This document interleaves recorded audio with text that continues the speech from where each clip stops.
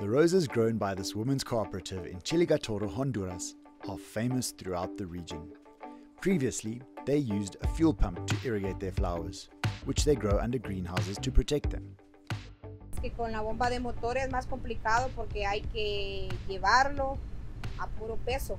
El gasto de combustible, y ahorita que está bien caro también el combustible, viera que sí es bastante el gasto y hay que cambiarle aceite también a la bomba.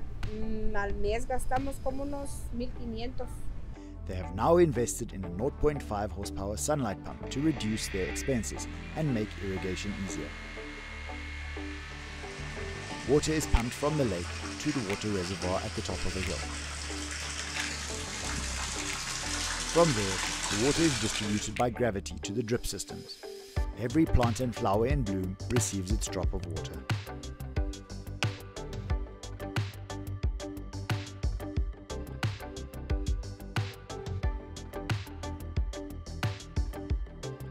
Favoreció bastante porque también todo eso, el ahorro, todo eso, había más beneficios para nosotros, había más ingresos y ya no hay mucho gasto.